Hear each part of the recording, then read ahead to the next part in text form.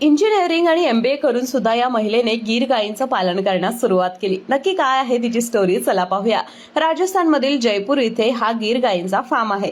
इशिता जैन असं या महिलेचं नाव आहे. 100 गीर गायींचा तिचा गोठा व्यवसाय आहे. तिच्या नवऱ्याने 5 वर्षांपूर्वी हे फार्म सुरू केलं होतं. लग्नानंतर नवऱ्यासोबतच तिने याच गोठ्यात काम करायचं ठरवलं. आज प्रत्येकी 6 ते 7 लिटर गायीपासून दूध मिळतं. पण उत्पन्न कमी असलं तरी त्याला मागणी सर्वात जास्त आहे आणि याची गरज सुद्धा सर्वात जास्त.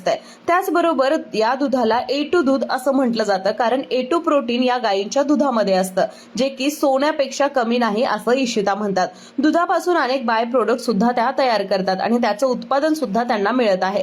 त्यांनी ब्रीडिंग बुल सुद्धा विकत घेतलाय, ज्याची किंमत 7.5 लाख रुपये आहे. त्याचबरोबर ब्रीड केलेले अनेक जनावरे सुद्धा इथं खरेदी होतात, विक्री होतात. त्यामुळे सकाळी 3:30 ते दुपारी 3:30 या दरम्यान गायींचं दूध काढलं जातं. दुधापासून अनेक बाय प्रोडक्ट सुद्धा त्या तयार करतात आणि त्याचं उत्पादन सुद्धा त्यांना मिळतं. त्यांनी एक ब्रीडिंग बुल सुद्धा विकत घेतलाय, ज्याची किंमत तब्बल 7.5 लाख रुपये आहे आणि म्हणूनच इथं ब्रीड केलेली अनेक जनावरे सुद्धा विक्री होतात.